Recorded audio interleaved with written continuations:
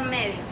En el embrión, el intestino medio se comunica ampliamente con el saco vitelino. Luego esta comunicación se estrecha de manera progresiva hasta formar un solo conducto llamado conducto ónfalo-mesentérico. El crecimiento y la elongación del intestino medio hacen que éste tome forma de asa. Es así como se le denomina asa intestinal primitiva, que consta de dos porciones, una rama cefálica y una rama caudal. El límite entre estas dos ramas es el conducto ónfalo-mesentérico. Entre estas dos ramas se encuentra actuando en forma de eje lo que es la arteria mesentérica superior, que también irriga el intestino medio. El crecimiento del asa intestinal tiene una forma característica, ya que su alargamiento es rápido y es así como él tiene que salir de la cavidad abdominal y se introduce simultáneamente en el interior del intestino medio. En el embrión, el intestino medio se comunica ampliamente con el saco vitelino. Luego esta comunicación se estrecha hasta solo formar un solo conducto y es el conducto ónfalo-mesentérico. El crecimiento y elongación del intestino medio hace y crea lo que es el asa intestinal, por eso luego se le llama asa intestinal primitiva. Esta asa intestinal consta de dos porciones, una rama cefálica y una rama caudal. El límite entre estas dos ramas es el conducto ónfalo-mesentérico. Entre estas dos ramas, o sea en medio, se encuentra lo que es la arteria mesentérica superior, que también es la que irriga al intestino medio. El desarrollo del asa intestinal primitiva se caracteriza por su alargamiento rápido, más que todo de la rama cefálica, que es la que crece más rápido. Debido a su alargamiento rápido, ella abandona lo que es la cavidad abdominal y se introduce en el cordón umbilical. Al mismo tiempo también se realiza lo que es una rotación del asa intestinal primitiva hasta completar 270 grados. En el periodo de esta rotación, la arteria mesentérica superior actúa como un eje. La rotación de las asas es antihoraria, es decir, que giran al contrario de las manecillas del reloj, y aún durante el movimiento continuo, el alargamiento del intestino delgado, el ilio y el yeyuno forman asas alargadas. El intestino grueso se alarga considerablemente, pero no participa el fenómeno de enrollamiento. También la rotación participa en el crecimiento de la hernia, que son 90 grados aproximadamente. Asimismo, la cavidad participa en la cavidad abdominal de las asas intestinales, que son 180 aproximadamente lo restante. Retracción de las asas herniadas. Hacia el tercer mes, las asas herniadas vuelven a la cavidad abdominal. Es decir, que estos tienen factores que son muy importantes y en las cuales son la regresión del mesónefro, la disminución del crecimiento del hígado y el aumento de la cavidad abdominal. La porción del yeyuno es la primera en volver a la cavidad abdominal. Después las asas intestinales ulteriores son las que se encuentran en la derecha y son las que después se vuelven a la cavidad abdominal. E incluso también están el esbozo del cigoto, que mide aproximadamente 12 milímetros, y este se encuentra en ese periodo. En forma de la rama caudal primitiva, es la que regresa de última manera por debajo del derecho del hígado. Por un tiempo se sitúa el cuadrante superior del derecho, inmediatamente por debajo del óvulo, el derecho del hígado. Desde ahí desciende la fosa ilíaca derecha en forma de columna descendente y aún el hepático. Durante este proceso del extremo distal, del esbozo del ciego, del origen del divículo, del escaso libre y el apéndice primitivo, dado que el apéndice se desarrolla en el curso del descenso del colon. Es comprensible que se sitúa al final de la frecuencia detrás del ciego, y el colus está pendiente, se dirige al retrocecal o retrolico. Prosiguiendo con el tema, luego de la retracción de las asas intestinales sigue la fijación de las asas intestinales. Luego de que el intestino delgado se incorpora de nuevo en la cavidad intestinal, el mesenterio o el tejido mesentérico que la rodea o que lo une a la pared abdominal se comprime a tal punto que las asas intestinales quedan fijas dentro de la cavidad intestinal. Con eso se concluye lo que sería el desarrollo del intestino delgado desde lo que es el intestino medio hasta el intestino delgado, con su fijación dentro de la cavidad abdominal del período embrionario. Después de este tema sigue el intestino delgado ya desarrollado o en el adulto. Como ya mis compañeros tuvieron la oportunidad de hablarles sobre el desarrollo del intestino delgado en el estado embrionario, ahora les daré una breve introducción del intestino delgado ya desarrollado.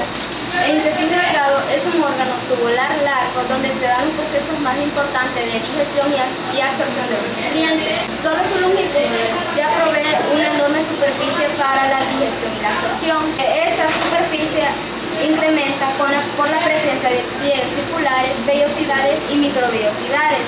El intestino delgado comienza en el esfínter pelúrico del estómago, se repliega a través de la central e inferior de la cavidad abdominal y se abre, por último, el intestino grueso. Ahora les hablaré un poco de la anatomía del intestino delgado. El intestino delgado se divide en tres regiones: el duodeno, el yeyuno y el íleon. El duodeno es el segmento más corto y es retroperitoneal. Este comienza en el esfínter pelúrico del estómago, se extiende alrededor de 25 centímetros y llega hasta el yeyuno. El duodeno es el segmento más corto y es retroperitoneal. Este comienza en el esfínter pelúrico del estómago, se extiende alrededor de 25 centímetros y llega hasta el yuno en forma de tubo en C. El yeyuno mide alrededor de 1 metro y llega hasta el íleon. El íleon es la región final y más larga del intestino delgado. Este mide alrededor de 2 metros y se une al intestino grueso mediante el esfínter o la válvula ileocecal. Histología del intestino delgado. La pared del intestino delgado está compuesta por 4 capas, las cuales son la mucosa, la submucosa, la muscular y la serosa. La mucosa está compuesta por epitelio, la lámina propia y la muscular y mucosae. El duodeno presenta glándulas duodenales que secretan un moco alcalino que ayuda a neutralizar el ácido gástrico del quimo. La muscular, que es la otra capa de la pared intestinal y intestino delgado, esta está compuesta por músculo liso y esta contiene 2 capas, la capa externa y la capa interna. La capa externa es la más gruesa y contiene fibras longitudinales y la capa interna es la más fina y contiene fibras circulares. La serosa, que es la otra capa de la pared intestinal, esta cubre completamente el intestino delgado. A pesar de que la pared del intestino delgado posee las mismas 4 capas que el tubo digestivo, existen características estructurales especiales donde se llevan a cabo la digestión y la absorción. Entre esas características especiales se encuentran los pliegues circulares, las vellosidades y las microvellosidades. Los pliegues circulares son pliegues de la mucosa y la submucosa. Las vellosidades son proyecciones a manera de dedos que aumentan notablemente la superficie de la absorción y digestión. Las microvellosidades son proyecciones de la membrana apical de la célula absortiva. Esta forma una línea vellosa llamada borde o ribete en cepillo.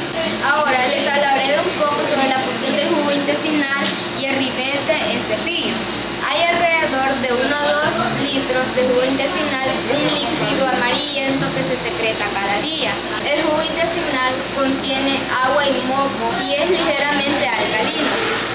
En conjunto, los jugos pancreáticos e intestinales proveen un medio líquido que colabora con la absorción de las sustancias del quimo del tubo del intestino delgado.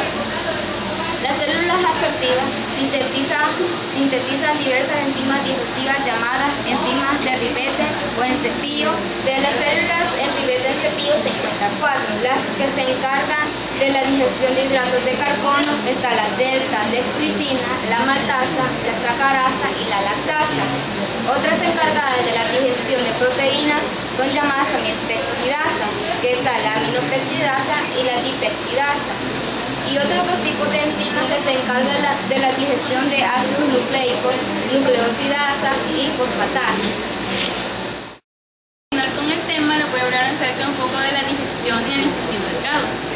En el intestino delgado, la digestión mecánica está compuesta por dos tipos de movimientos, que son la segmentación, que consiste en contracciones localizadas de mezcla que tienen lugar en las porciones del intestino distenidas por el gran volumen del quimo. El otro es un tipo de perálisis, que se le denomina complejo motor migrante o CMM, que comienza en la porción inferior del estómago y lleva este quimo hacia adelante, a lo largo del corto tramo del intestino delgado hasta su expulsión química. Ahora les voy a hablar un poco acerca de la digestión química. Consiste en que los alimentos sufren reacciones químicas que los transforman en sustancias aprovechables por las células. Esto ocurre gracias a la acción de las enzimas digestivas presentes en el jugo digestivo. En la boca, la amilasa salival convierte el almidón en maltosa y alfa-estrenasa. En el estómago, la pepsina convierte las proteínas en péptidos, en diglicéridos y monoglicéridos. De esta manera, el quimo que ingresa en el intestino delgado convierte los hidratos de carbono en proteínas y lípidos parcialmente digeridos. La digestión completa de hidratos de carbono, proteínas y lípidos es el resultado del conjunto del jugo pancreático, biliar e intestinal en el intestino delgado. A continuación seguiremos hablando acerca de la absorción de nutrientes y la descomposición de las moléculas más complejas a las más simples. Absorción de monosacáridos. Los hidratos de carbono se absorben como monosacáridos y la capacidad del intestino delgado de la absorción de los monosacáridos es enorme. Este se estima entre los 120 gramos por hora. Los monosacáridos atraviesan la luz del intestino a través de la membrana apical y transporte activo. Ahora vamos a hablar sobre la absorción de los aminoácidos. La mayor parte de las proteínas se absorben como los aminoácidos. Esto lo hace por medio de un proceso que se produce sobre todo sobre el duodeno y en el cielo. Alrededor de la mitad de los aminoácidos proviene de los alimentos y la otra mitad proviene del cuerpo propio, como las proteínas que nosotros absorbemos de los jugos ingeridos que nosotros consumimos diariamente y de las células muertas que se descaman por la superficie mucosa. Absorción de lípidos. En la absorción de lípidos, la mayor parte de la absorción es simple. El adulto absorbe alrededor del 95% de los lípidos que se encuentran en el intestino delgado, como consecuencia de la falta de producción de la bilis. Los neonatos absorben solo el 85%. Muchos de los electrolitos que se encuentran en el intestino delgado provienen de la secreción del gastrointestinal y la otra parte proviene de los líquidos y alimentos que nosotros consumimos diariamente. Recordemos que los electrolitos son compuestos que se disocian en iones en el agua y conducen la electricidad. El ion sodio se transporta activamente hacia el exterior de la célula absorbida por una bomba de sodio-potasio basolateral. Después que ésta ingresa por transporte activo secundario, de esta forma los iones de sodio gastrointestinal se conservan y no se pierden en las heces. Absorción de vitaminas. Las vitaminas liposolubles, que son las vitaminas A, las vitaminas B, las vitaminas E y las vitaminas K, están presentes en los lípidos ingeridos en las células. Estas se absorben por difusión simple. La mayor parte de las vitaminas hidrosolubles, es decir, casi toda la vitamina B, casi toda la vitamina C, también se absorben de difusión simple.